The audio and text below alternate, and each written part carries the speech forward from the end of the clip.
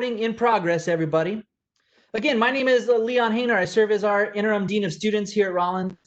And that means I oversee lots of offices, but my chief job is to be the chief student advocate and to care for your students as they arrive to campus and to help you and them ensure they have the best academic and co-curricular experience that they can have. Some of the areas that I oversee include our residential life and explorations office, our conduct office that we call that the community standards and responsibility office. Also work really closely with Jennifer Ruby and her team for international student and scholar services. Work really closely with our student family care office, which is our one-stop non-clinical case management office that allows students and families to have a place to go should they need to have their questions answered and just don't know where might be the first stop. Also work with our accessibility office. So for students that are coming to us who may have a 504 and IEP program, IEP plan, we work really closely with those students to make sure that they're set up for success. Also oversee our Title IX office, which deals with gender and sexual-based harassment and discrimination, and work really closely with the president and other assistant vice presidents for student affairs to ensure that, again, your students have an outstanding experience while they're here with us.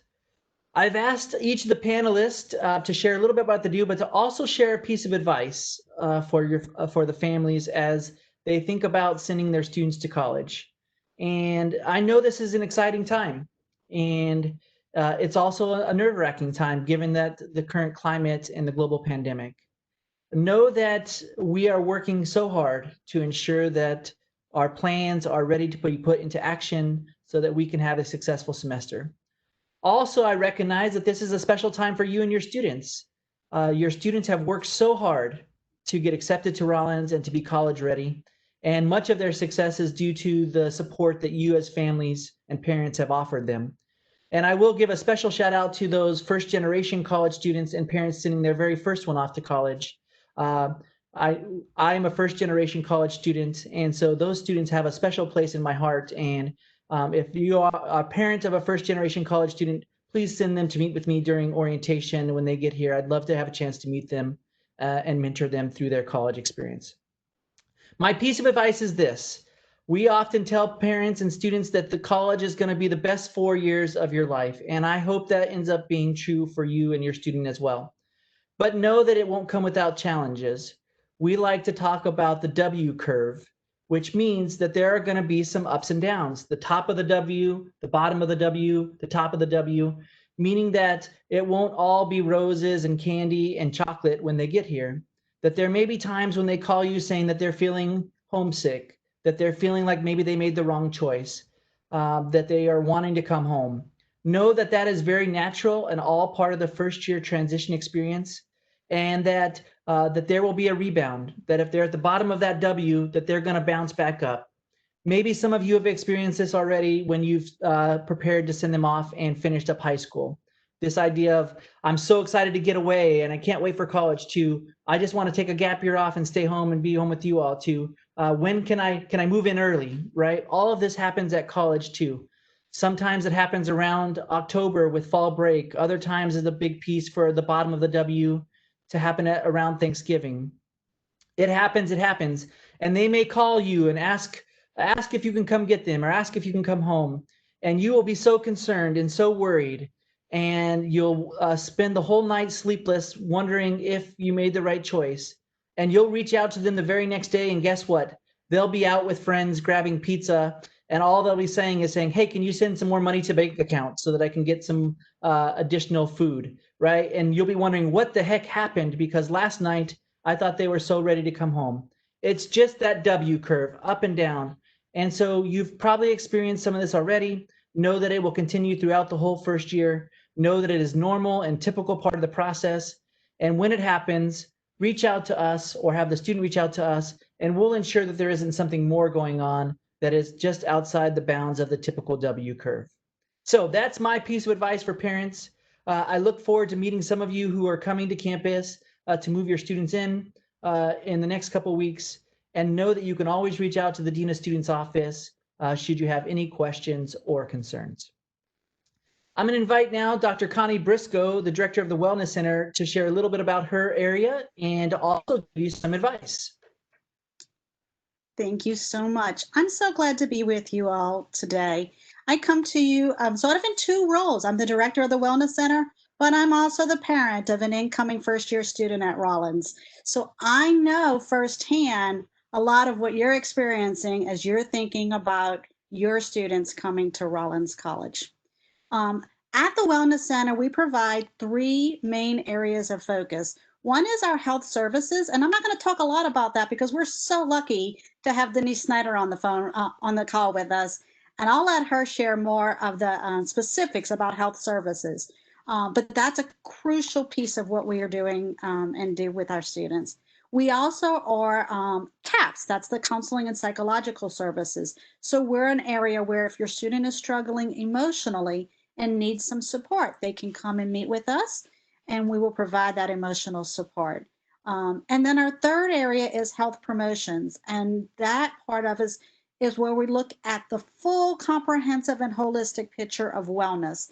And we are promoting healthy behaviors, helping to prevent things of risk and concern from happening, and just making sure students know who we are and how to connect with us. So we have all of those three areas. Our center also works very collaboratively and very closely with everyone on this panel, as well as many people across campus to make sure we're promoting and really focusing on the health, safety, and wellness of your students. So super excited about all of those pieces. Piece of advice that I would give to you all is to really start talking now about when and how often you're going to have conversations with your students. That's going to fluctuate over time, but it tends to be helpful if you can have those conversations up front. Talking now about what are they excited about, what are they hoping for, but also what are their concerns, what are their fears. Talking now about how you will handle things when they call you in that moment of the W, when things go down, so that you've already had those conversations.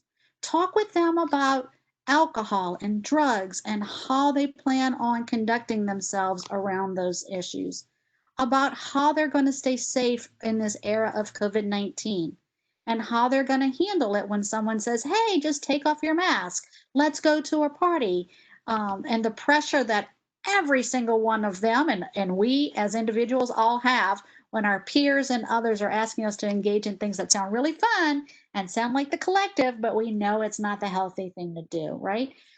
So my biggest piece of advice in all of this is just really keeping that chain of communication open, talking with them now and talking with them consistently throughout their entire time as students here. Thank you. Thank you, Dr. Briscoe. I'd love to now have Denise Snyder in the Wellness Center, specifically with health services, share a little bit about what she does and some advice for the families. Thank you, Leon. My name is Denise Snyder. I'm a family nurse practitioner and I oversee health services here within the Wellness Center. We have a very collaborative approach. So we work with our counselors, we work with our outside offices to really do our best to keep your students healthy and well, to stay academically focused, to stay engaged in classes. Typically pre-COVID, we do a lot of services, right? We help with mental health needs of our students when medications are needed and prescribed. We do wellness checks. We do STI discussions, education, and testing. We talk about birth control. We really work as a primary care office for your student while they're here on campus. With COVID obviously entering our world, we've had to refocus. In addition to doing our normal activities and our normal treatment plans, this year we are overseeing the Campus Clear app for the students. So we will be checking the Campus Clear app to look for trends and fluctuations on our campus community, to see if there's concerns of exposure to COVID-19, testing positive for COVID-19, or symptoms of COVID-19, to really alert us on those students that need to be tested immediately. Therefore, we have the rapid testing available here at the Wellness Center. We have a total of 3 nurse practitioners and an addition of a new nurse that's joined our team this year to allow additional rapid testing as well as flu shot administration throughout the semester. In addition, we have a partnership with Advent Health to allow free testing on Saturdays so that we can offer 6 days of testing with the rapid COVID testing for our campus community. We all know that masks and social distancing are the key to prevention. Testing is just one piece to the puzzle with COVID-19.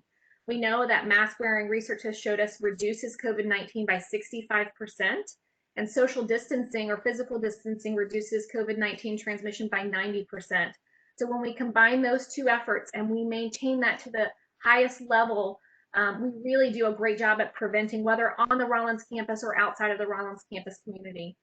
So my word of advice, and this goes for not just our Rollins community, but in your own personal homes and with your own families, is that we want to assume that everyone we're around has COVID-19 until proven otherwise.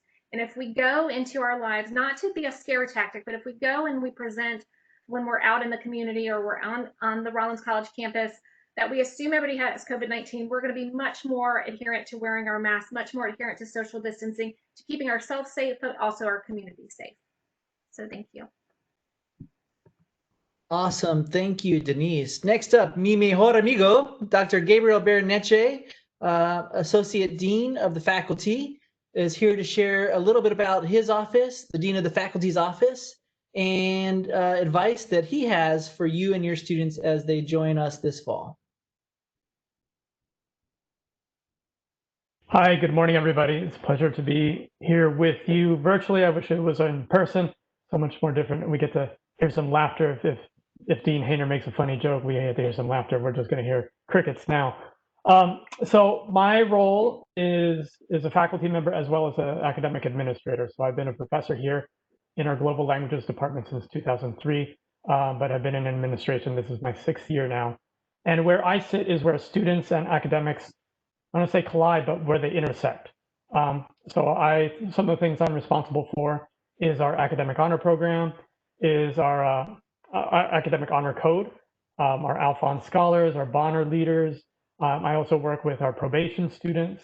So hopefully you won't see me in that capacity, that you'll all be doing excellent academically. You won't need to come to my office for that. But I also serve as an advocate for students, right? If they're having difficulty in classes, misunderstandings with their faculty members, I'm here to help iron out those sticky situations. Our professors, I'll speak on behalf of the whole dean's office. Our professors have been working hard all summer. They put aside their research to tackle what's going to be a different sort of teaching environment for them as well as for your students. I'm pretty happy, and I'm sure you heard from Provost Singer this morning, that we have a great academic plan rolling forward.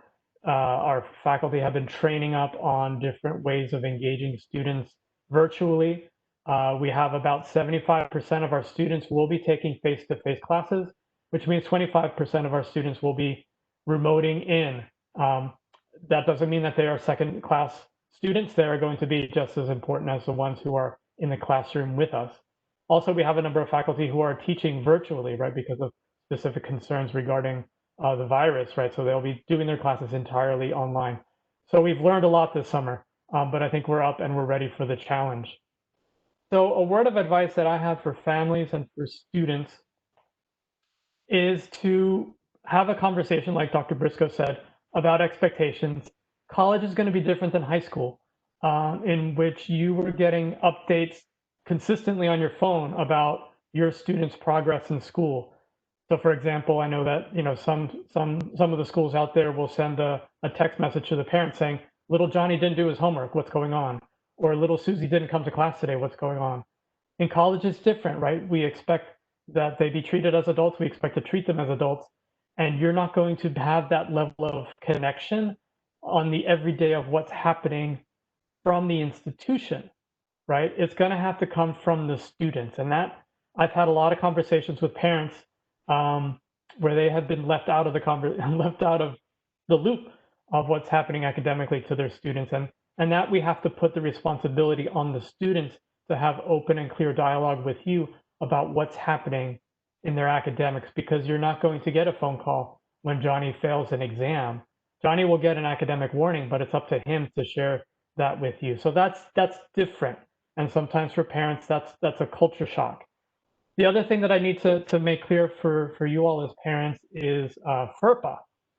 which is the Federal Education Records Privacy Act. It's basically a firewall between the student and their families. If they are over 18, they are treated as adults and their academic records are private to them. You will have the opportunity to speak with your students about how they want to fill out their FERPA form.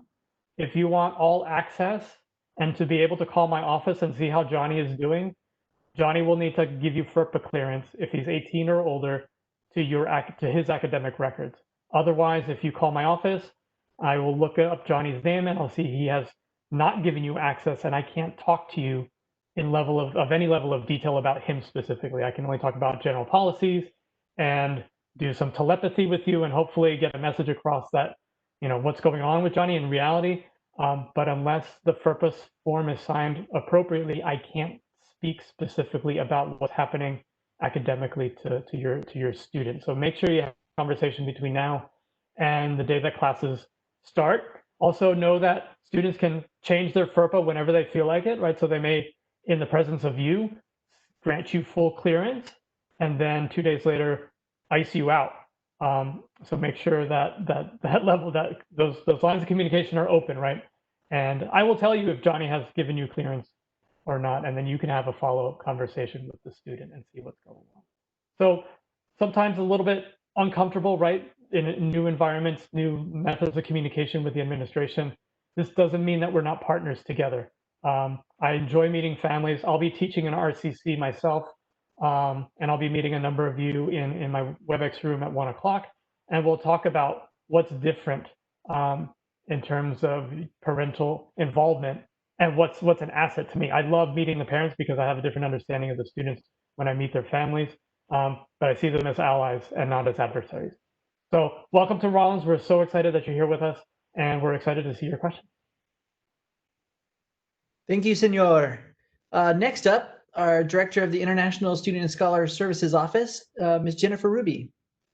Good morning, everybody. It's great to have all of you join us. We're so excited to welcome your students to Rollins. This is our most exciting time of the year.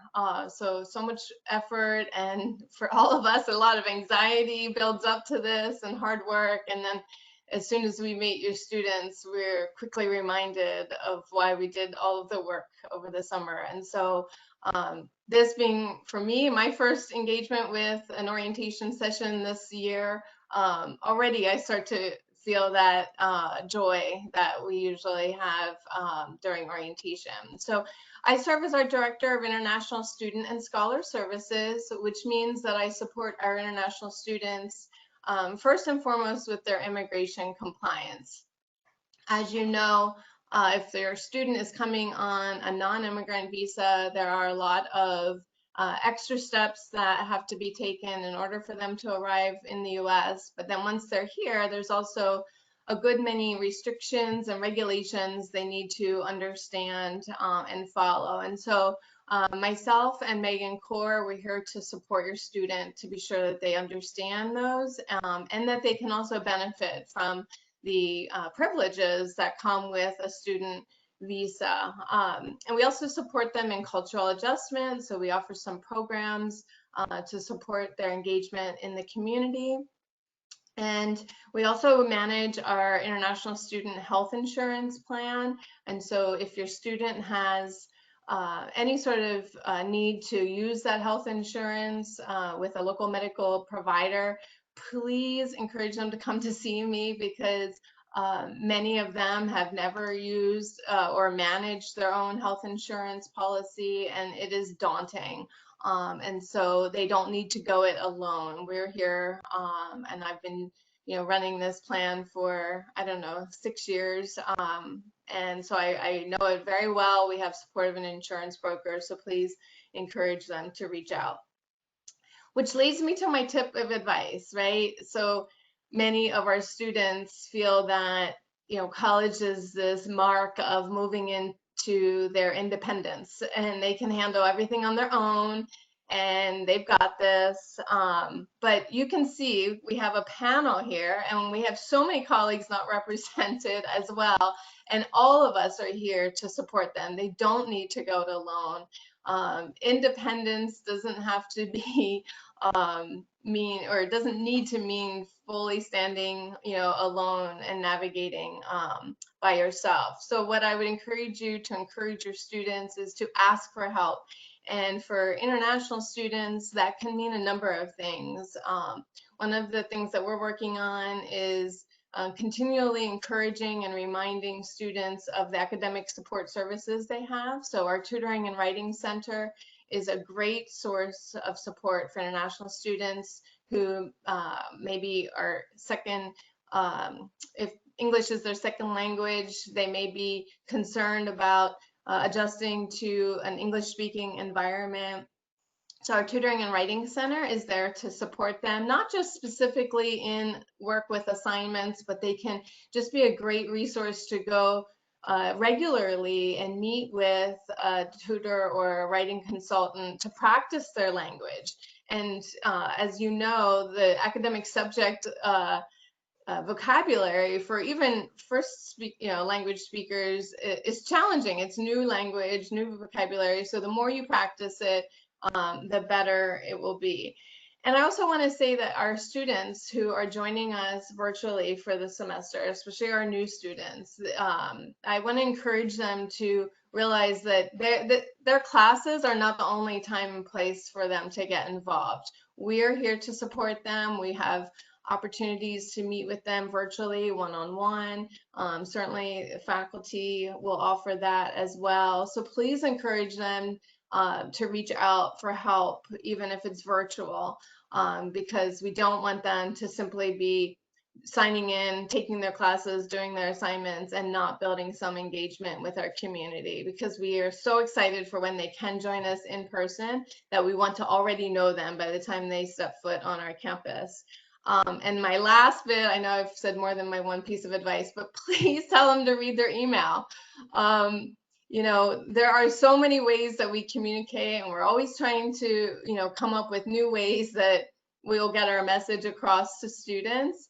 But the truth is, email is our official and primary mode of communication, and they will miss so much if they don't read it. And that can mean very important information that would, for me in my area, impact their immigration status. And so it is their job. So their job is not just to attend class, and my job is not just to attend meetings.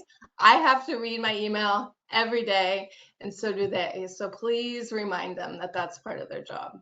That's it. Thank you. We can't wait to see you when you're either joining us in person or again, if you want to meet virtually, please reach out.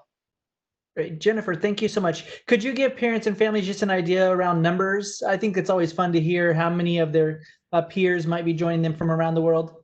Yeah, absolutely. So for this fall, we're expecting around 90 international students, and that's across all of our programs. So all of you joining today, I believe, have students entering the College of Liberal Arts, but the college also has a Holt Evening program, and we also have a Crummer Graduate School of Business. So our international students are members of all of those academic programs, and so they're joining, the 90 or so are joining another 220-ish number, and they represent right now over 70 countries, which is so exciting.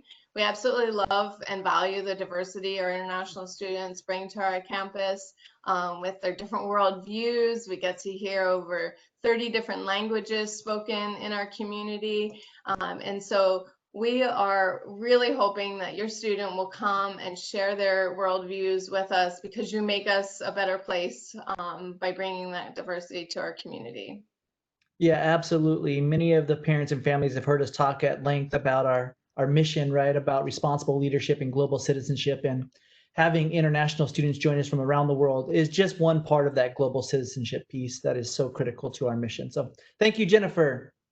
All right, up next, we have Assistant Vice President, Mr. Ken Miller. Thank you, Leon. Appreciate it. Good morning, everybody, and welcome to Rollins.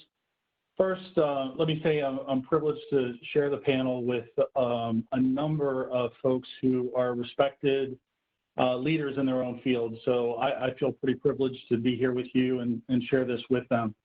I've been here at Rollins for 15 years, so I've had an opportunity to see the college change significantly and have a number of interactions with students over the years.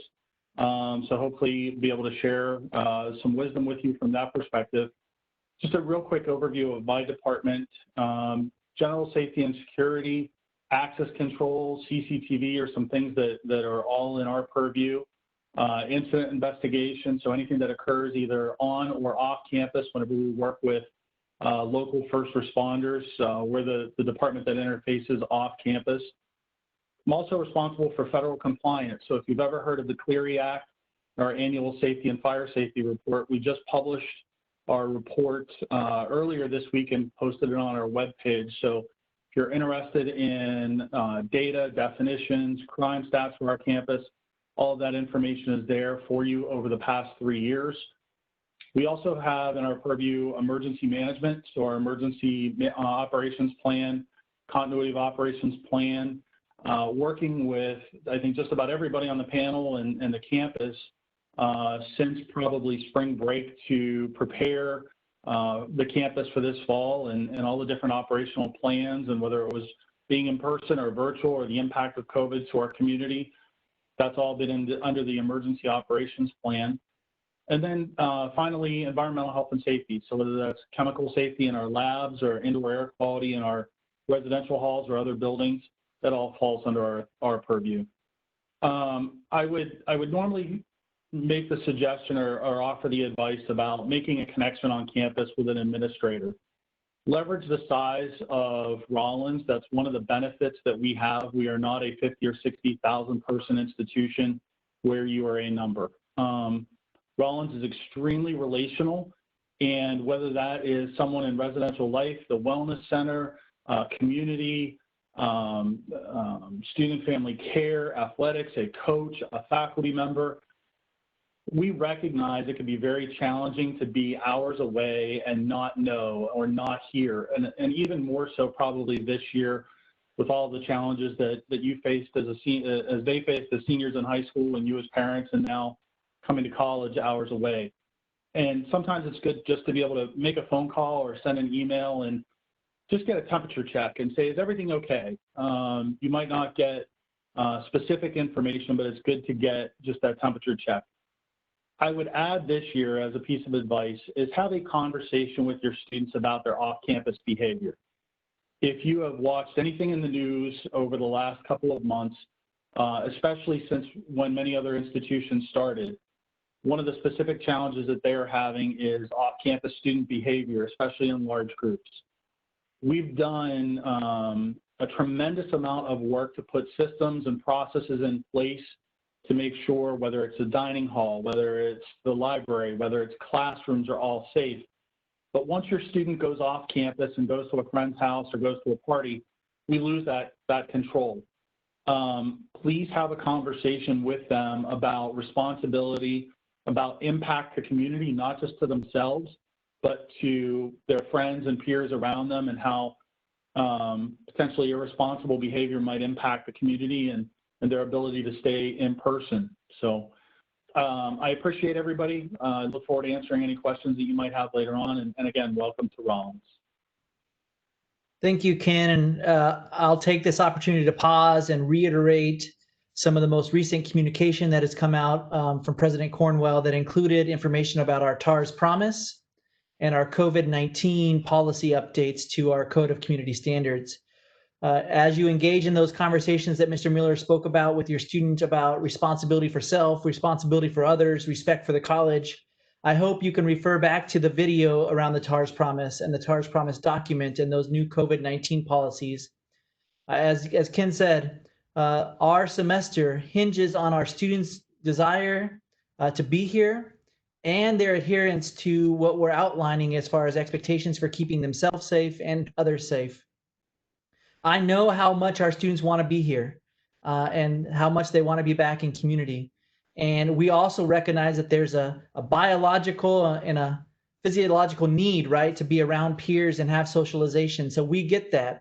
We are not telling students they cannot socialize, right? We want them to socialize. We want them to build community, but we need them to do it safely. And that means wearing masks, being 6 feet apart, and doing so in groups smaller than 30, right? Those are the key concepts that we need students adhering to. And if we can do those, then I am confident that we can have a fall semester. And it's not that there won't be some hiccups and some speed bumps along the way, but we have processes and procedures in place to manage those small speed bumps. But a speed bump is one thing, a cliff is another thing that we can't manage as easily. So please, please, please, as Mr. Miller said, engage in some of those conversations early and often with your student throughout the semester. All right, up next, Dr. Lisa, our AVP for Student Affairs and Director for the Center for Leadership in our Center for Career and Life Planning. You're up. Welcome. Thank you, Leon. So my name is Alisa Gillian Crump, and I serve as one of our Assistant Vice Presidents for Student Affairs, and I oversee our Center for Career and Life Planning and also have oversight for our Upward Bound TRIO program. I'm going to mainly focus on the Center for Career and Life Planning for this conversation so that you can have as much information as possible about how your students can engage and get career ready upon graduation. So at the center, we help students engage in real-world professional experiences and help them leverage those experiences for not just their first job after college, but careers over a lifetime. So we want our students to understand their Rollins education, how they can make meaning of that, and hopefully they can leverage everything that Rollins has to offer, including those professional experiences through on-campus jobs, through internships, through our mentorship programs as well. And so that they can have those experiences and speak to those upon their future career plans, whether it's going to grad school or going into the world of work. With that, we offer several different services and resources through our center. The first, number one, is career development. So students are able to connect with our center and understand how they can engage in a career. So through that, we offer a career assessment. So we often have students that come and say, I don't know what I want to do after college. And we can help them. And that's something that we can absolutely have that conversation with them, have them do a career assessment, interpret that assessment with them so that they then have some ideas and how they may even connect that to a major that they want to do at Rollins as well. So again, we work with our faculty advisors and our partnership with academic affairs to help students think about majors, but also think about careers that they can leverage through that major selection. And recognizing that not all majors lead to a career. So we want to help them understand that as well. So they can select a major, but then ultimately do almost anything that they want to do with that major as well, or with any major that they select. So we can have that conversation with them. We also help them with their resume, their LinkedIn, interview prep. Those resources are traditional to our center, and we have some talented staff that is able to help students understand the latest things in terms of optimizing your resume, but also optimizing LinkedIn so that they can be successful in their job search. We also offer in our center experiential learning opportunities through internships, as well as through our student employment office. So students can step on campus, work with our office to work on campus through federal work study jobs opportunities, as well as a funded program that's called FULOFT on-campus jobs as well. So there's many ways for students to get real-world experience at Rollins campus, but also going out into the community to get experiences both domestically, and there's also international internships. But we know right now in a COVID world, we're having to think a little differently about those opportunities.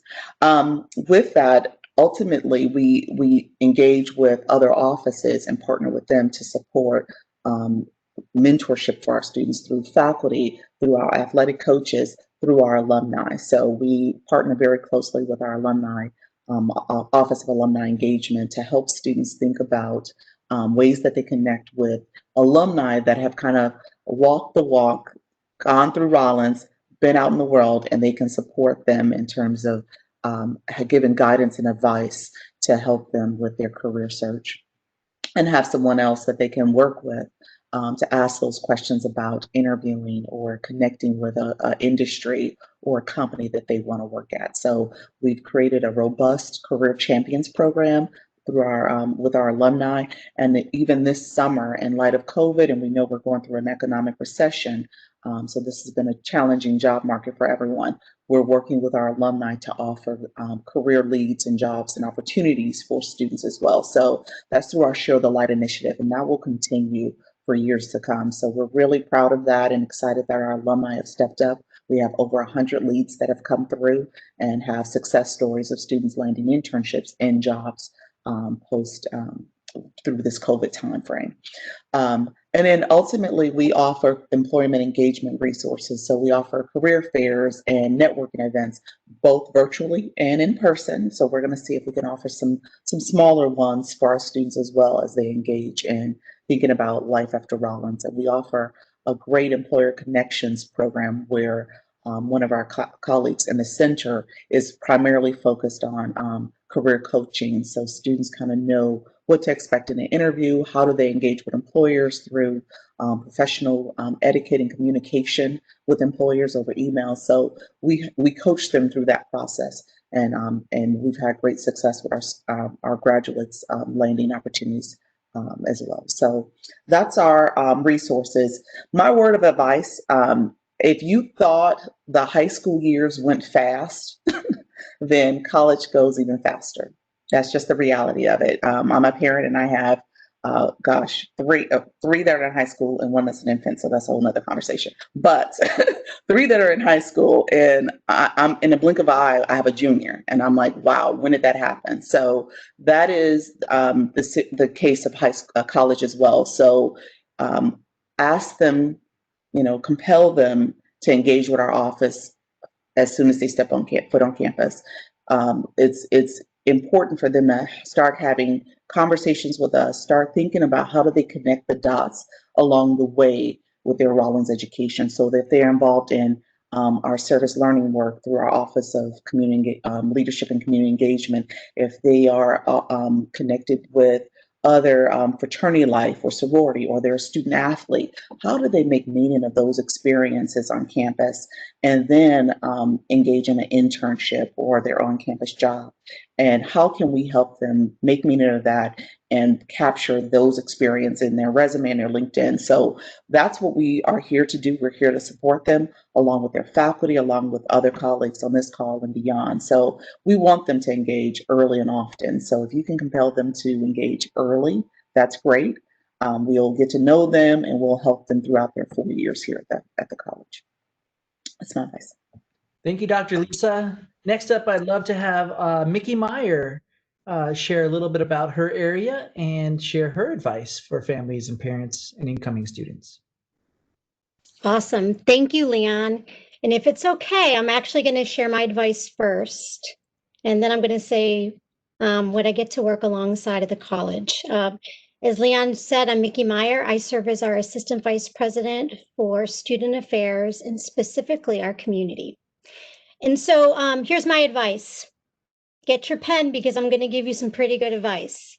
And I'm going to tell you right now what matters most in college.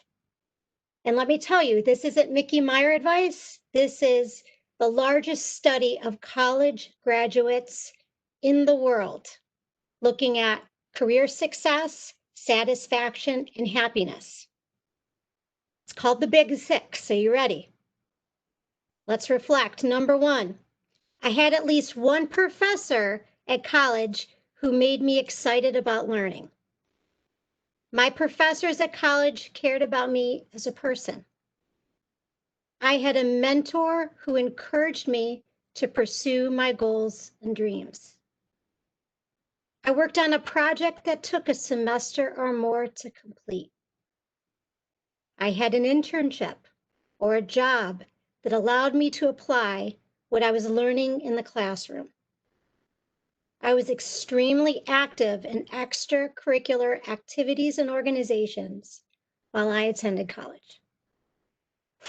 Let's take a minute and breathe. For those who attended college or university, or for any of you who are a caregiver of a student, or you have other children who've gone to college, I want you to ask yourself, A, if those 6 experiences were a part of your campus and college life, or were they the experience of your son or daughter or your student? So what we've learned from Gallup and the Gallup Purdue Index is called, and the research about what matters most in college, is that only 3% of students, 3% of college graduates have had all 6 experiences. 6% have had 3. So what's really exciting about your students coming to Rollins and being a part of this campus and our community is we very intentionally and deliberately engage your students in all 6 of those things. So it's the secret sauce. What matters most in college? The big 6. And the one neat thing about what I get to do on college, on this campus at Rollins, and I've been here similar to Mr. Miller and a lot of the people on this panel for about 15 years now, actually 15 years this month, is that we really help connect your students' passions with the world's greatest needs. And one of the places that many of the people on this panel work in is Kathleen W. Rollins Hall, which is our newest building on campus. It's in the heart of our campus and community. And it houses a series of programs that allow your students to get experience with the Big 6. Our work in international programs, the work with our International Student Scholar Services, the work I get to oversee in leadership and community engagement, so helping your students find their passion, their way through service. Thinking about our work in innovation and social innovation and how your students can use their education to tackle problems and challenges in the world. We have a campus radio station that it's actually one of the oldest in the country, that the first day on campus, your student can have a radio show. They can write for the campus newspaper. All of our work, as Dr. Gillian Crum talked about, in career and life planning. I also get to work very closely with our Center for Inclusion and Campus Involvement. And I want to take a minute and a pause right here to welcome all of our students of color who are joining us in Rollins, and all of our students with intersecting identities, because we are here to work alongside your students and to support your students every step of the way as they come to Rollins. So that's a little bit about me. That was my advice. We're excited for your students to join our community, whether that could be virtually, that could be face-to-face, and we're here to work alongside them. And I know we'll get to talk a lot more about community as the panel goes on. Thank you, Vicki. And last, but certainly not least, let me introduce my favorite athletic director, Penny Parker. Well, thank you, Leon. I'm really excited to be here. And I was thinking as everybody was talking about how long we've all been at Rollins, this is my 18th year. So I feel like we have an all-star panel this morning. I know that there's a wealth of knowledge on this call, and I look forward to the chat session and the Q&A. But just a little bit about athletics at Rollins. We have 20 sports, and we have about 470 student athletes. So that gives you an idea that a significant portion of our student population are student athletes. So I'm very fortunate to be able to work with them. They're great students, they're great in the classroom, and then they're great at their sport. So I also oversee esports, club sports, intramurals, and group fitness activities. So as you can tell, a lot of the, I would say the active part of our campus flows through my area, and we are in the Alphon Sports Center. Daryl's Fitness is in our space as well. So your student will likely come through our building at some point in their career, maybe even daily. I wanted to talk specifically about the student athletes real quick. We've been working diligently with our team physicians at Orlando Health to develop our resocialization of sport plan. For those of you that have been tracking on the NCAA guidance this summer, what they provided from the Sports Sciences Institute is a resocialization of sport, and it is a phased-in approach for practices and then eventually being able to compete. So we will go through all of the phases as a college, as guidance that's been provided by the NCAA and our team physicians. It may not be as quick as your student athlete might like to begin practice, but it will be the safest way to do so. So I just wanted to make sure that you all are aware that we will get there. Each sport has a risk assigned to it by the NCAA, not necessarily something we created. And your practice plans will be based on the risk associated with your sport or your child's sport. So those plans will likely be distributed through their coaches this week. I know a lot of you might have questions about when it will start, but the coaches themselves will be able to provide that information to the student athletes, hopefully later this coming week. And then my piece of advice, I'll go back to the beginning. We talked about the W, and of course, my mind went to wins because that's what matters. But if we do think about the W and the ups and downs, many of your student athletes that we are lucky enough to have here are the best from their high school or their best from their club team. And I think a lot of times student athletes come in and think they're going to be the best the first day. And there's oftentimes people on the team that are as good as, if maybe not even better. They might have been a student athlete at Rollins for a couple of years, so they might be bigger, stronger. So I just want you to be there with your student athlete when they call you, and they might be in the bottom of that W because they had a bad practice or, a bad game. They will get there. They'll get back to that top of the W. And I think it's helpful if you encourage them to talk to their coaches about how to get better, what they might could do differently. If playing time is a concern, have them talk to their coaches. I have wonderful coaches on my staff. They're great supporters of every student athlete. So for us to get to that W, just make sure your student athlete has lots of communication with their coach. So thank you. Thank you, Penny, and thank you, panelists. So I have enabled the Q&A for our families and parents so they can start dropping some questions in there. Panelists, if you'll keep an eye on that and answer questions as you see them come up. But we did collect some questions at some previous town halls. And so I wanted to pose those to some of our panelists here to get the conversation started.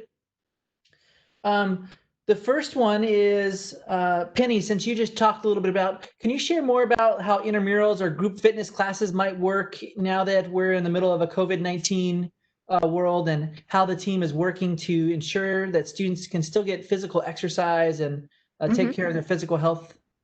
Sure. We have worked on some virtual activities. Obviously, with group fitness, you can do a lot of the yoga, the Pilates, the Zumba. So those will be available throughout the semester. We're also thinking about ways to have outdoor activities.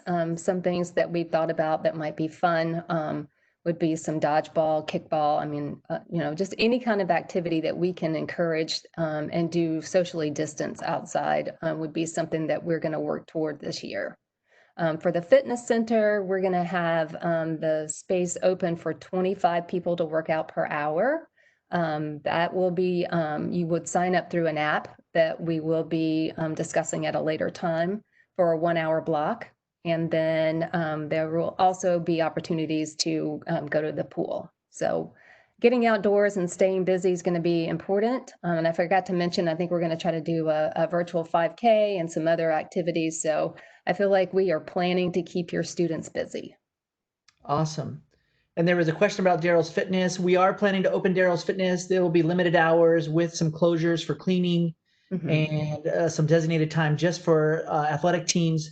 But the plan is to have that available most days of the week, but with some reduced times, again, to allow for cleaning. Right. And I did want to go ahead and just mention real quick, Leon, that we're going to open on the 16th, which is I think the Wednesday of classes. We needed those first couple of days to make sure that we had enough staff to clean it properly and to keep it staffed appropriately. Yeah, wonderful. Thank you, Penny. Mr. Miller, could you talk about, many of our students might have gotten their first Rave Alert. Could you talk a little bit about the Rave Alert system and our connection with Winter Park PD and Orange County, Winter Park Fire Department, and just some of those really neat partnerships that we have? Sure. So on yesterday, all new incoming students, transfer students, and returning students, along with faculty and staff, should have received what we would call an R Alert message. And all of our students are automatically enrolled. They don't have to do anything at all.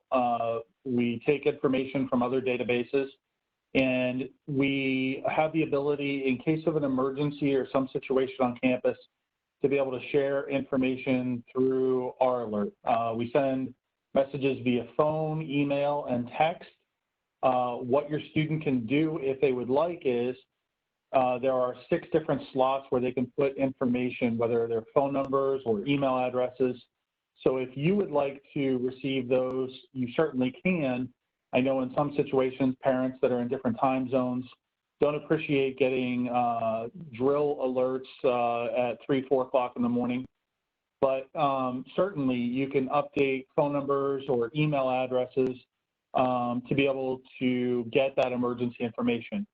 I would encourage you to like as many of the Rollins emergency management social media pages. So our Facebook, Instagram, Twitter pages, whatever we put out via our alert, we also put out on our social media. And we work very, very closely with Winter Park Police. That's the law enforcement agency that has jurisdiction over our campus, so that if there is something that is occurring off campus that might impact us here, we have interoperability with our radios and so on. So we're very quick to get that information.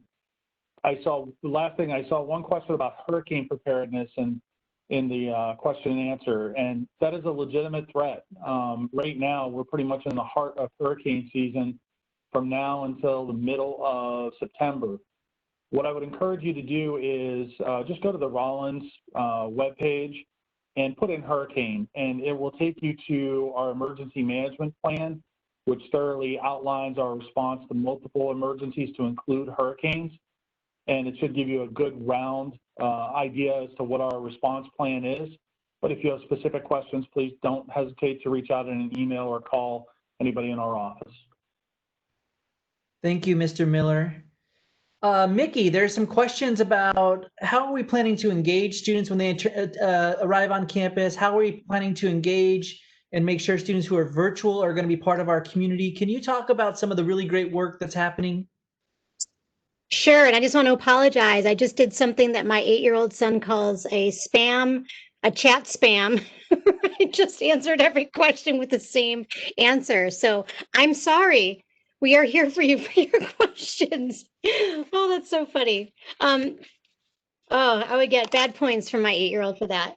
Yeah, so I think the one thing I want you to understand is rest assured, especially for those I see in the chat who have virtual learners, that when we had to go fully virtual in March through August, we hosted 240 virtual social events.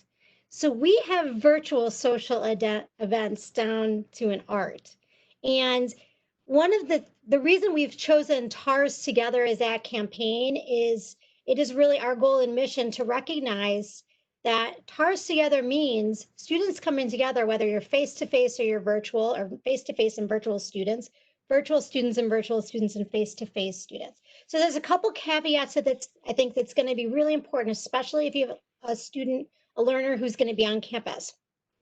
On-campus activities and events, whether there's student organization meetings, activities across campus, whether it's a community service project or a movie, they are going to be limited to 30 students or less because of our guidelines. And there will be always mask wearing and social distancing, but we're getting creative. So when we have, for instance, what's traditionally our community on the lawn, everything was on Mills Lawn. Well, we're going to be spreading things out across campus so that students can engage.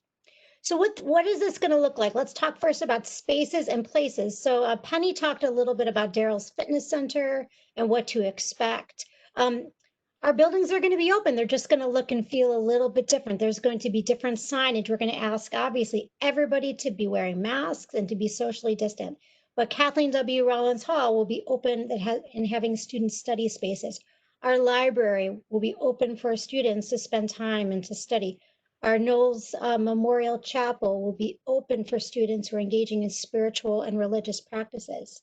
The other great thing about Florida that I've learned when I moved here 20 years ago from Buffalo, New York, is that Florida is just rich of outdoor experiences. We have a bike program where students can rent a bike and tool around town.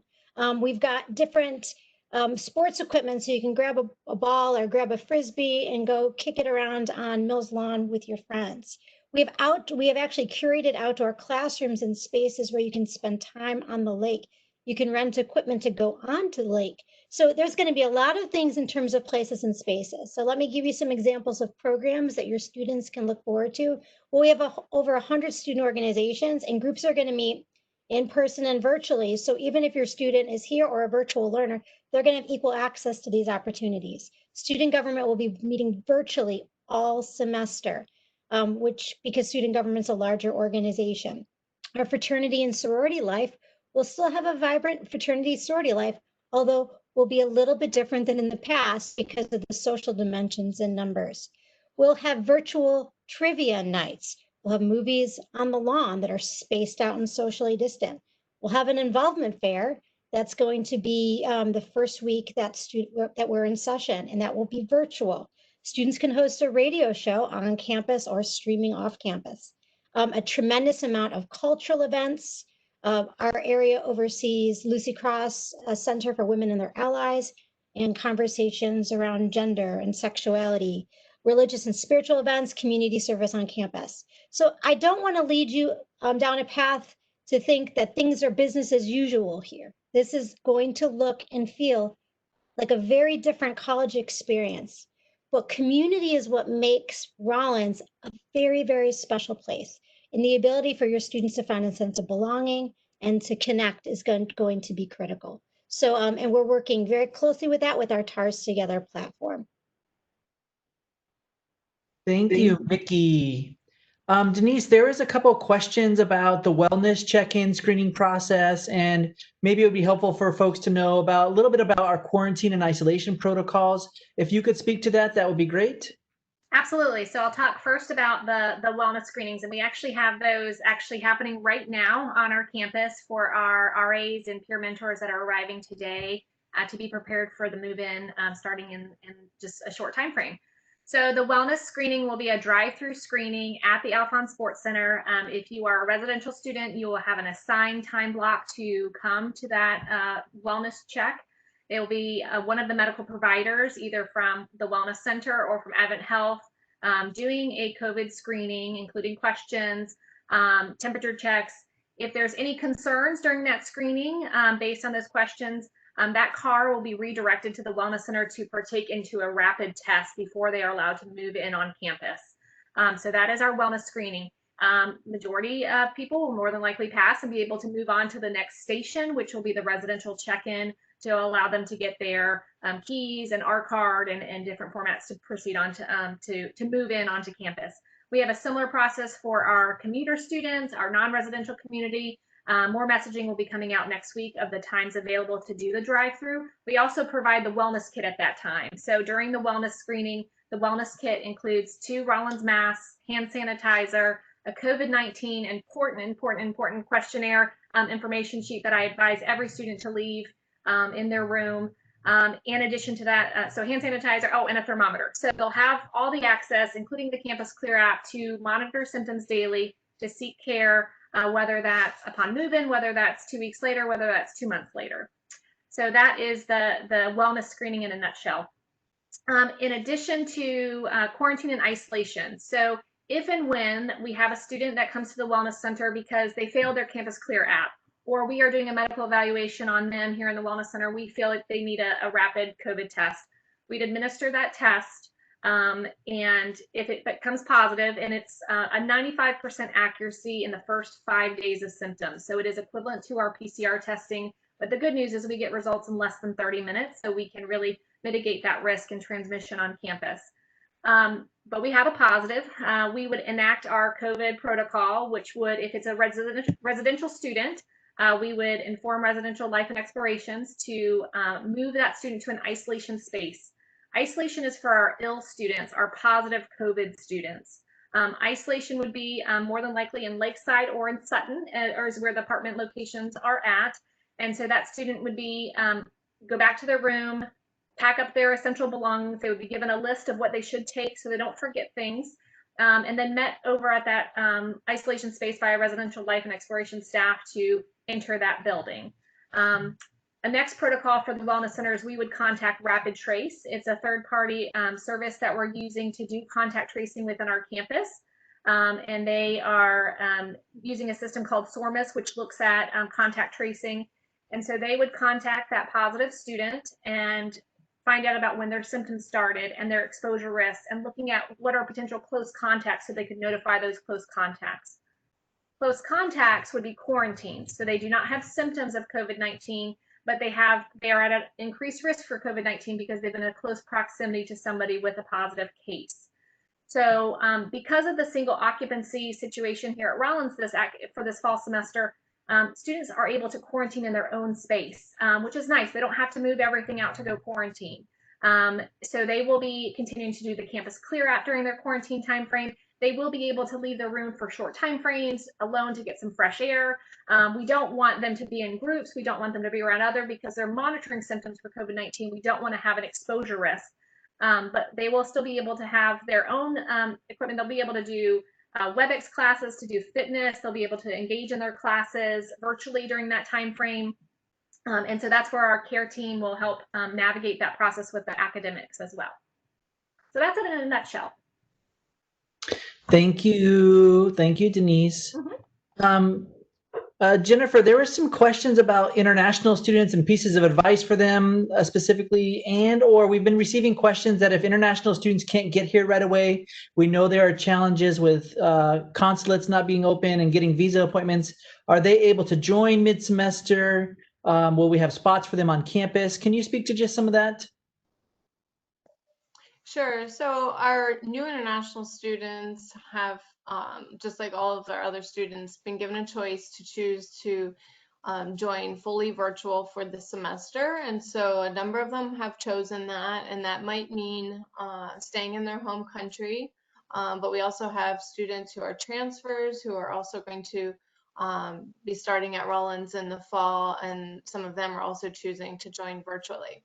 However, for the students who are outside of the US and still seeking their student visa in order to enter the US, many consulates either aren't open or they have canceled and postponed visa appointments to sometime in the middle of the semester. What we've asked and advised students to do is to not select the fully virtual option if they want to come mid-semester. So in that case, if their plan is to come in, let's say October, they would work with me and I would work with Gabriel to notify faculty that they're joining to start virtually. And that way we reserve a physical seat in the classroom so that when they can enter the US, let's say again in October, we will work with them to assign a housing if they're wishing and needing to live on campus, and we'll also have a seat in the classroom for them. The challenge with not doing that is if the student chooses fully virtual, they would have to stay outside of the US. The immigration regulations now require that any new international student coming into the US must have at least one in-person or hybrid class. And so if they've selected fully virtual, there will not be a seat in a classroom for them. And so, we ask that they work with us. We only have a few students so far that have made that decision. If they have chosen fully virtual, through the official form that we have available, they would need to stay outside of the US until at the earliest 30 days before the start of the spring semester. They would also have to work with my office to have their immigration sponsorship form deferred.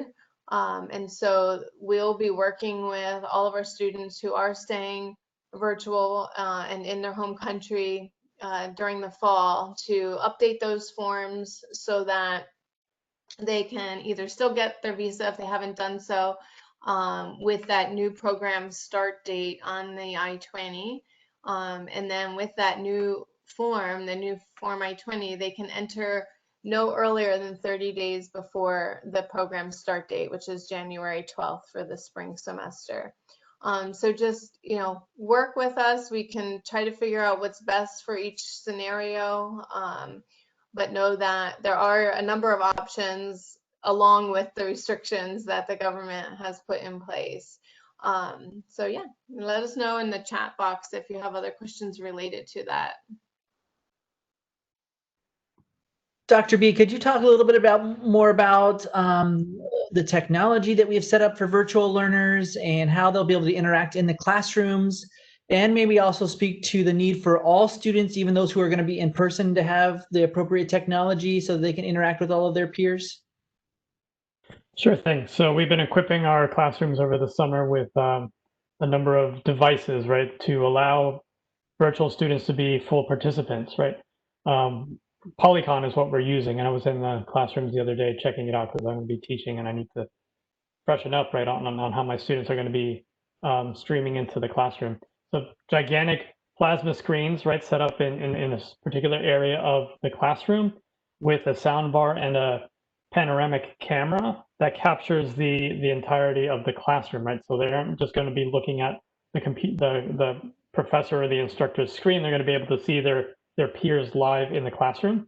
We're using and leveraging different technology modalities to, our teaching pedagogy here at Rollins is one of interaction and discussion. It's very easy if our DNA of teaching was just a lecture, we would just hit the play button and record it, and then that would be the experience. But that's not how we teach. That's not how students learn best. So we're using things like Microsoft Teams for faculty to break students off into small groups and engage with one another, and then come back to the classroom setting and have a larger discussion. So that's just an example of some of the creative ideas that our faculty are going to be putting into play to kind of recreate as best as we can the lively and dynamic engagement, right, that happens in a typical Rollins classroom. So the technology that the students need to have, we're asking all students to have a laptop or mobile device, tablet with a camera. If they are virtual, especially, right, we need to be able to see them and then to see the instruction that's happening in the classroom with a microphone and a functioning microphone and speaker. You can't really participate in class if you're just passively watching, right? We want the ability for interaction to happen. If that's an obstacle to students, we do ask them to contact the information technology help desk and let them know if they're in need of a loaner device or something to help them so they can participate equally, right, with their peers. So I see a question of students being required to share their video. We're going to ask them to as much as possible, but we're not allowed to require that. We're not going to coerce them into turning their cameras on. We hope that the students feel comfortable doing that. The WebEx platform allows for you to change your background, right? This is not me live in Kathleen W. Rollins Hall. Some students feel a little bit hesitant about having their home lives projected on a screen and shared with their peers, right? So you can change the background. You can blur the backgrounds so that there's a little bit more privacy. Cameras do not have to be on all the time. We do encourage it, right? So as a professor, I would like to, see the reactions, right, of my students as I'm speaking with them. If they're upset about something or if they're bored by something, I'm going to change tacks, right? But if they simply turn off their camera like this and disappear and pretend to be in attendance, then that's a different discussion, right? So students' grades, part of it is their level of participation and engagement. And if they're not speaking, if they just have their camera off and they're doing something else and they're not engaged in the class, then that's a conversation that the professor will have with the student and how to best engage them and make sure they're learning as much as they can. Thank you, Dr. B.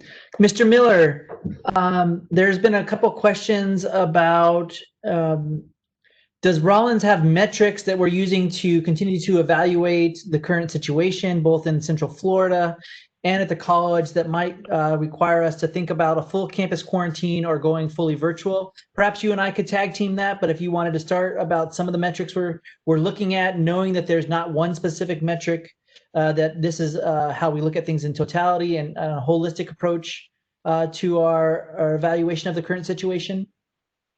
Sure. So the way we look at this is it's somewhat similar to a three-legged stool of the conditions on our own campus, what's happening in our own environment that we can control and that we see, whether it's in residential halls or on campus, what's happening in the local Central Florida community. So These are things that aren't necessarily in our control, but are very important to us. So if we are getting information from Orange County that their bed space, their ICU bed space, emergency room space, the availability of medical equipment is severely limited, then we have an ethical responsibility to not add to that by adding more students or more faculty and staff to that. We're also watching other colleges and universities to see how they play out. We made the decision a long time ago, our administration made a wise choice to start a bit later. So we've now had the opportunity to see what has transpired at other colleges and universities and learn from some of their challenges and devise some plans and processes, hopefully to address some of those issues. But we are well connected. We are having emergency operations center meetings twice a week, and there's information that is being shared from Orange County on a daily basis. I think from our student affairs partners, wellness center, local community partners, there's almost a daily conversation that we are looking at to make sure that our environment on campus is safe to have in-person classes and have students living in a communal environment. Thank you, Ken.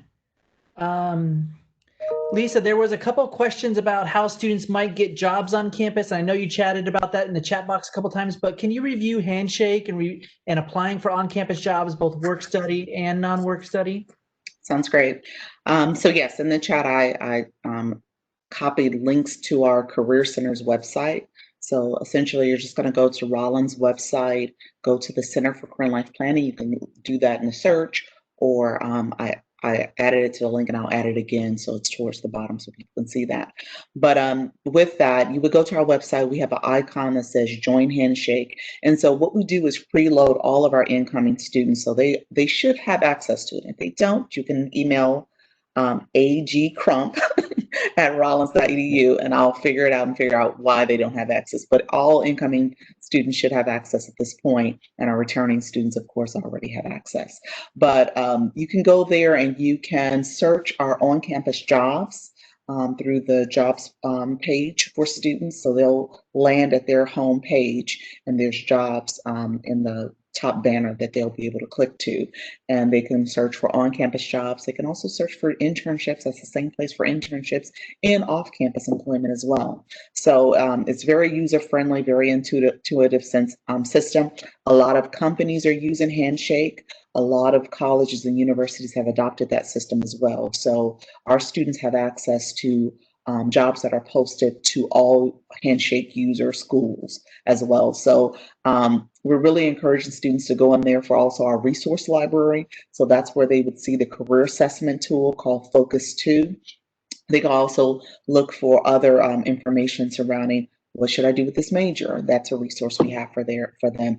If they want to search a job or industry, they could access our online tool called Volt, so they can search for that. And then we have an interview prep tool for practicing interviews at home, as if we're doing these WebEx communications lately. So there's a tool called Big Interview, and they can practice before they do an actual in-person interview.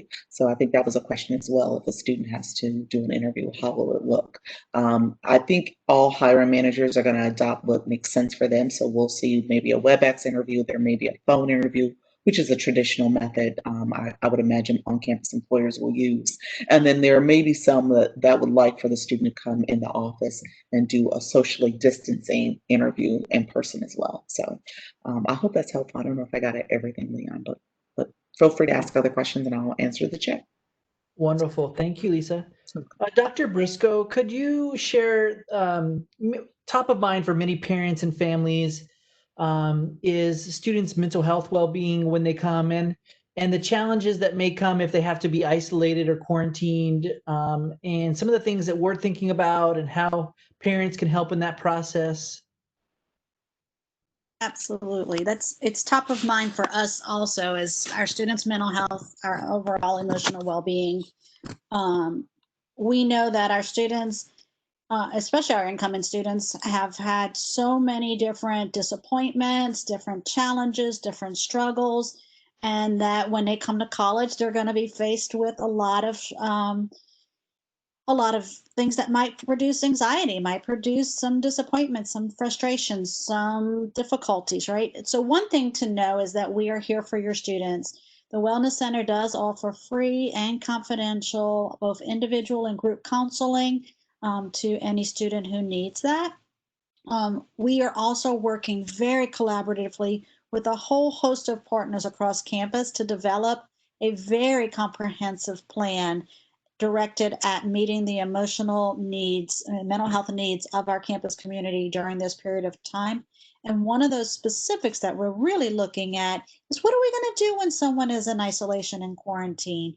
I'm excited to say that we've put a lot of different wonderful things in place. Our student leaders are working very closely on plans and various ways to support students when they are in isolation or quarantine. Students who are in isolation and quarantine will receive check-ins by both our student and family care office as well as our healthcare individuals, and we'll be asking and monitoring their mental health, how things are going emotionally for them. We're working to coordinate with our Department of Mental Health and the graduate program to maybe hopefully offer some ongoing group therapy or support groups for students who are in isolation and quarantine. So ways that you can help as parents, I think one is checking in regularly with them, but not overly panicking, not overly checking in every hour or so.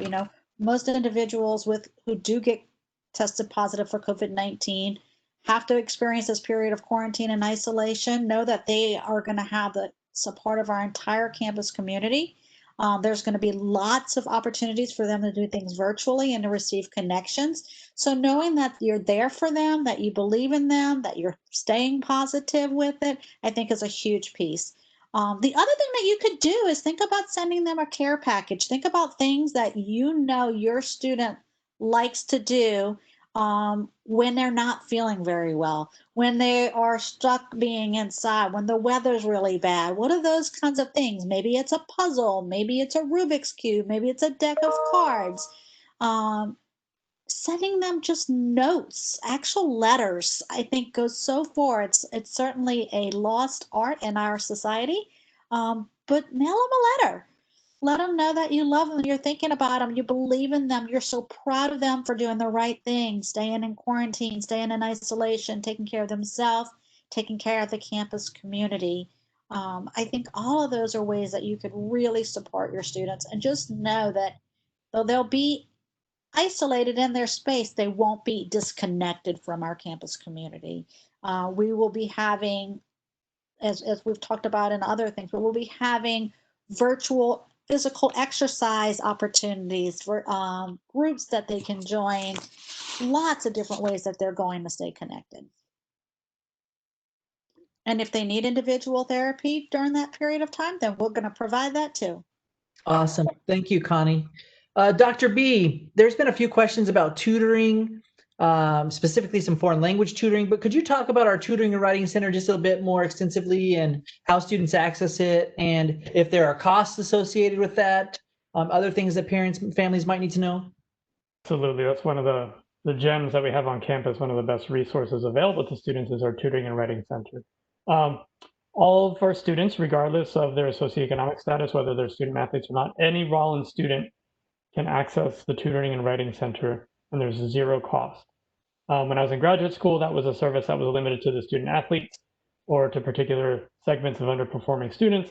This is available to everyone. In fact, there's really no stigma to tutoring on our campus. The smart kids get tutoring. That's why they're smart. That's why they do well. And the tutors are handpicked by the faculty, right? So, I'll get a call from Lane in the Tutoring and Writing Center. Says, do you have any nominations for tutors for Spanish in the lower levels, in the mid levels, or in the upper levels?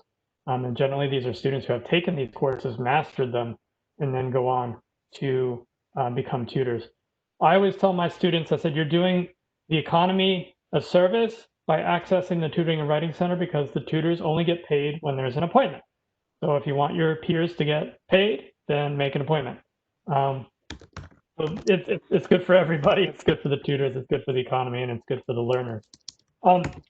It is located in the Olin Library, but knowing that we are in a quasi-virtual setup, right? Students can go in person and make an appointment, or they can do it online. And the tutors work remotely. So last spring, we moved all of our tutoring operations online, and we didn't miss a beat. So students would make an appointment with their tutor, they would meet online, they would share documents electronically. If they're with a writing consultant, they would have that one-on-one, right, with the tutor, but mediated through video conferencing. So I'm very proud of the work that that office has done to ensure the students have access to that important resource. Thank you. Panelists, the chat box seems to be coming to a natural slowing. I wanted to give you all a chance to maybe to respond to the whole group. If you saw a question in the chat box that you think perhaps would be great for us all for all parents and families maybe to hear if they didn't get a chance to see that question in the chat box. So I'm maybe just going to go down the list here, and if there's any last minute sort of thoughts you wanted to share with parents and families, we'll do that before we wrap up here at 11. So Dr. B, you're first because you're the first one in my panel. So go for it. Anything that you saw in the chat box or last minute chatting that you wanted or advice you wanted to share with parents and families? Yeah, it's something not necessarily that came up in the chat box, but something that maybe I failed to address. Is maybe the RCC. We didn't really talk much about that. You're going to have a chance at 1 o'clock to meet your students' RCC faculty, their professor, right? And that professor is going to have a special relationship with your student throughout that first year and maybe beyond, because that professor is not just teaching a course with the student, but is actually their academic advisor, and will help guide them through and navigate the academic and co-curriculars, right? So our professors have been trained not just to get students through a major and get them to graduation, which is important. We want them to finish in 4 years, but also to connect them with the multiple opportunities that are available, right? So Mickey started our conversation this morning by talking about the Big Six, getting students connected to internships and jobs and leadership and service learning and all the wonderful things that we offer on campus. So our advisors are kind of the connectors. They're the connective tissue that helps students get involved and get their hooks into the different opportunities that are available. I'll say about advising, we're very proud of our faculty advisors and the work that they do. They take great pride in it, but they are not going to be experts in every single discipline. So I won't know I won't be able to answer a particular question about a field that's not mine. So you have a question about upper division chemistry, I might not know the answer, but I'm going to pick up the phone and call Dr. Patron, right? Because that's relational, is kind of the culture here. So your students are in good hands, whether their RCC professor is related to the major that they want to explore or not, right? And we want our students to be exploring. And I'll close by saying there's a lot of angst and stress that students have about picking their majors. There is this notion, and I've shared this in admissions panels in the past, that what you major in is going to determine what you do when you're 60 years old. And we know the experience in the United States is not that at all. In fact, only 30% of people working in America actually majored in something directly related to their career. And most Americans change careers, not just jobs, but change careers 2 to 3 times over their lifetime. So I want to not stress about the major. The major should be something they enjoy, something they are passionate about, something they can learn from.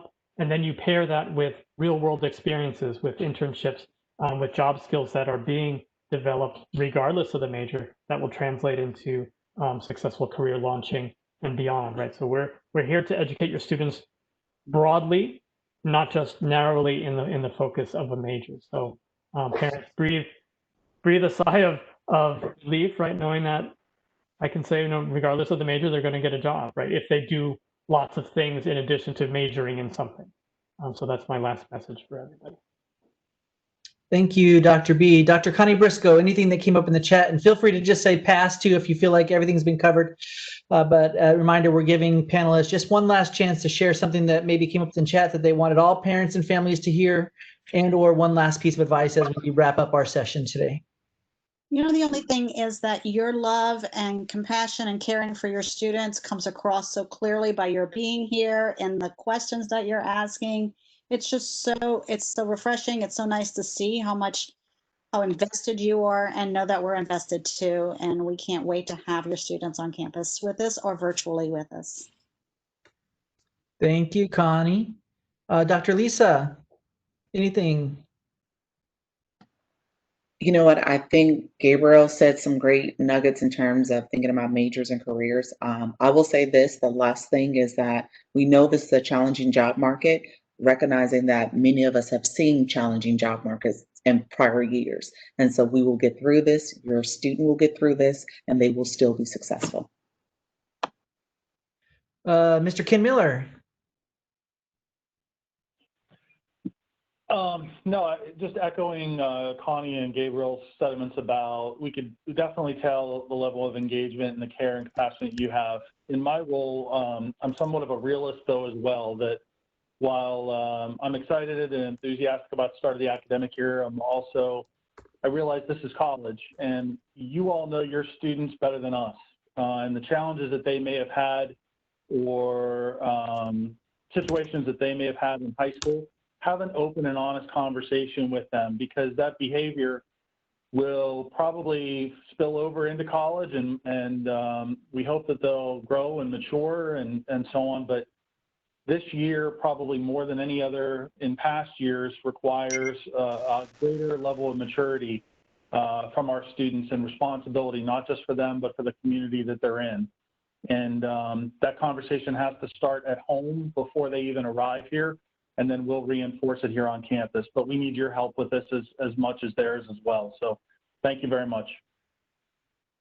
Thanks, Mr. Miller. Jennifer, you're up next.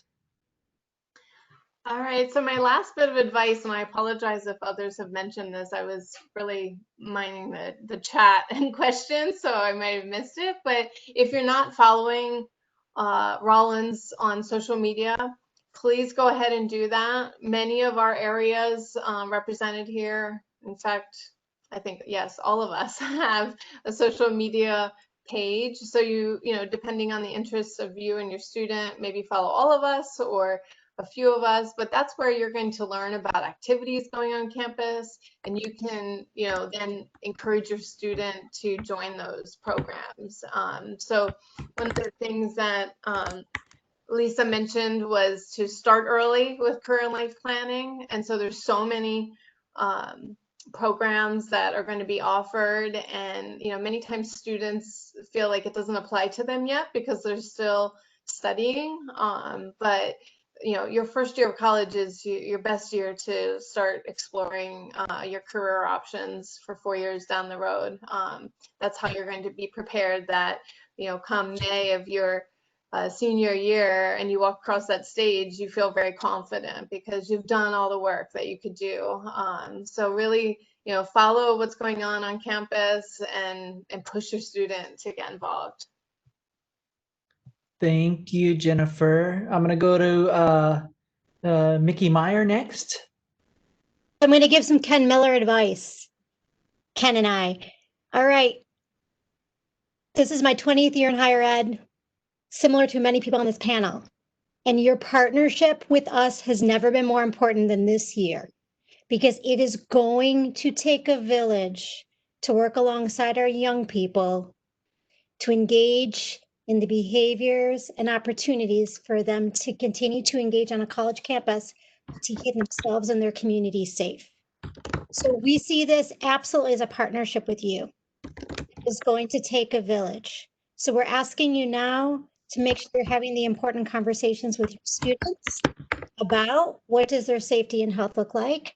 How do they think in a collectivist mindset and a spirit, working alongside others?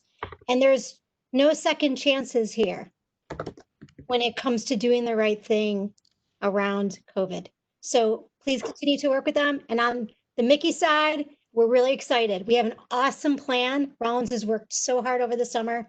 The college is financially secure and nimble. We just need your help to work alongside us to make sure that we can continue to go on day to day to do the thing that we love to do and do best, which is our education.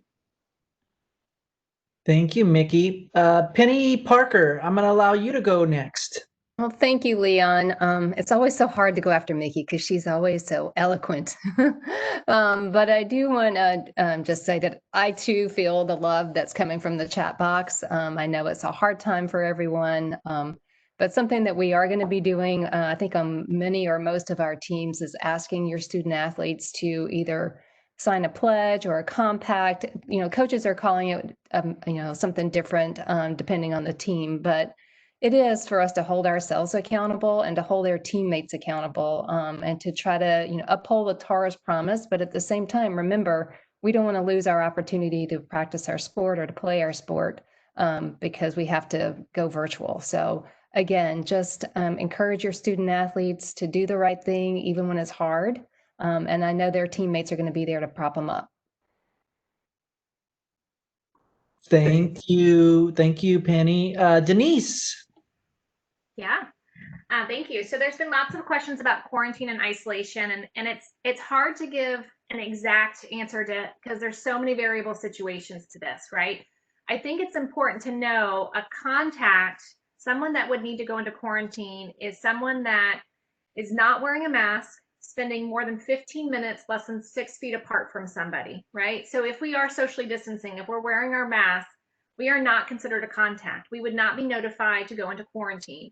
But if we had invited somebody into our residential space because it's a friend and we took our mask off in the room, right? And we spent an hour just talking, then that, and one of those individuals ended up being positive, that is a close contact. So there's variations of communal bathrooms versus apartment style, and realize that all of these situations have been addressed with our partnership with Advent Health, as well as our Orange County epidemiologists to run through, but it seems there's a lot of questions about the communal bathroom situation. Students are encouraged and required to wear their mask at all times. The exceptions to that rule is when we're eating, brushing our teeth, or showering, right? Or if we're in our own private residential space. So when we think of that, if students are abiding by that and our community members are abiding by that, there should not be a concern of a contact. But if students are not participating in that and that is discovered, then they are putting themselves at an increased risk from exposure. So that would all depend on that contact tracing, but from just a high level, if there's a communal bathroom situation and one person tested positive on that floor, the positive individual will be removed and isolated to keep them to allow to improve in their illness, to prevent this continuous spread of transmission. That floor may be quarantined for a day while we go in to do testing to evaluate that there is no other concerns on that floor. If we don't find any other concerns, that floor doesn't need to continue to quarantine long-term. So there's a lot of variables, but realize that my medical team, as well as with our partnership with Advent Health and our epidemiologists, we will take those case by case and analyze and make sure that we're doing our best to reduce transmission risk to the campus community. So I just wanted to kind of give a higher level picture on that. All right, thank you, Denise. Any other panelists who forgot something that they wanted to share one last time before I close us out here and allow our parents and families to take a break and get some lunch or breakfast, depending where they are, or dinner, I guess, perhaps even, before they jump back on and have a chance to meet their RCC faculty members this afternoon. So I'll pause for just one sec. You want to tell that knock-knock joke? Yeah, so this is one of my favorite knock-knock jokes that Dr. B and I do, and that's the FERPA knock-knock joke. And Dr. B referred to FERPA several times and how college is different than high school, and that students in the United States particularly have privacy to their records. And so the knock-knock jokes goes a little bit like this, and Dr. B, if you'll help me. It goes, knock, knock. Who's there? FERPA. FERPA who? I can't tell you because of FERPA. All right, so that's knock-knock joke for FERPA. Let me just thank you again for spending a full hour and 40 minutes with us on the panel, and now close to 2 hours with us this morning because many of you joined us for the welcome from, Vice President Tidlaska and Provost Singer, and had a chance to see the video from President Cornwell. We are so excited to see your students, both those who are coming to campus in person and those who are going to be joining us virtually. Rollins is indeed a special place, and I can't wait for your student to experience some of that magic with us. So until we get to see you soon, please take care of yourself. Please start those conversations around the TARS promise. And please adhere to some really important CDC recommendations so that you or your students do not bring COVID-19 to campus with you in just a couple weeks. We will see you soon. And until then, stay safe, stay well, and reach out to any of us should you have questions or concerns. And last, I'll also share that we have a very extensive COVID-19 webpage, which includes a very extensive FAQ section. We'll add many of the questions that you asked today to that COVID FAQ section. So thank you for helping us make that a more robust FAQ section. And in addition, the video from today will be posted on the orientation site here soon as well. So take care, everybody. And a thank you to the panelists for joining me this morning.